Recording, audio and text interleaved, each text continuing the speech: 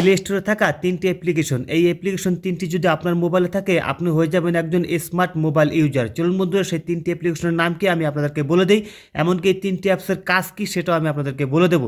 চলুন ভিডিওটা শুরু করা যাক। প্রথমে আপনারা আপনাদের মোবাইলে থাকা প্লে স্টোরে চলে যাবেন।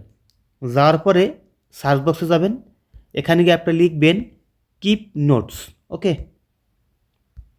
এই অ্যাপসটি গুগলের একটি অ্যাপ্লিকেশন। এই অ্যাপসটি প্রথমে আপনারা ইনস্টল দিবেন। ইনস্টল দিয়ে দেওয়ার পরে আপনাদের যে জিমেল আইডি আছে সেই জিমেল আইডি দিয়ে প্রথমে এটা লগ ইন করবেন।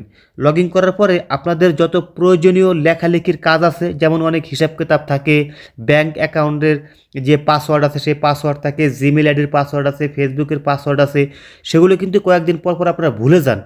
আর আপনারা যদি এই গুগল কিপ নোটসের মাধ্যমে যদি এইগুলো লিখে রাখেন, তাহলে আপনার যে ভুলে যাওয়ার যে একটা অভ্যাস আছে সেটা আর হবে না। কারণ এখানে যদি একবার লিখে রাখেন, এটা কিন্তু সারা জীবনের জন্য থেকে যাবে। যতদিন পর্যন্ত আপনাদের যে জিমেল আইডি সেই জিমেল আইডি থাকবে, ততদিন পর্যন্ত কিন্তু আপনারা যা যা লিখে রাখবেন সব কিন্তু এখানে জমা থাকবে। আপনারা যদি মোবাইল চেঞ্জ করেন তাতেও কিন্তু সমস্যা নেই। এই কিপ নোটসটি প্লে স্টোর থেকে ডাউনলোড করার পরে আপনি যে জিমেল আইডি দিয়ে এটা একবার লগ ইন করবেন, সেই জিমেল আইডি দিয়ে সেই নতুন মোবাইলে যদি একবার লগ ইন করেন, আপনারা এখানে যা যা লিখবেন সব কিন্তু আবার পুনরায় ফিরে চলে আসবে। ঠিক আছে, খুব সুন্দর একটি অ্যাপস, অবশ্যই আপনারা ব্যবহার করবেন। তারপর 2 নম্বরের যে অ্যাপসটির কথা আমি বলবো সেটার নাম হচ্ছে ড্রপ বক্স। ওকে, এই ড্রপ বক্স অ্যাপ্লিকেশনটি আপনারা কী কাজ করবেন, এই ড্রপ বক্স অ্যাপ্লিকেশনটি প্রথমে আপনারা ইনস্টল দিবেন। ইনস্টল দিয়ে দেওয়ার পরে আপনাদের যে জিমেল আইডি আছে সেটা দিয়ে এটা সাইন ইন করবেন। সাইন ইন করার পরে আপনাদের গ্যালারি থাকা অনেক পার্সোনাল ছবি আছে, ভিডিও আছে, যেগুলো আপনারা কোনো সময় যদি হারিয়ে যায় তাহলে আপনারা বিপদে পড়ে যাবেন। এই জন্য আপনারা কী করবেন, সব পার্সোনাল যত ছবি আছে, আপনাদের প্রয়োজনীয় যত ছবি আছে, ফাইল আছে, ভিডিও আছে, সব কিন্তু এখানে রেখে দিতে পারবেন। প্রথম পর্যায়ে আপনারা এখান থেকে 2 জিবি পর্যন্ত ফ্রি পাবেন।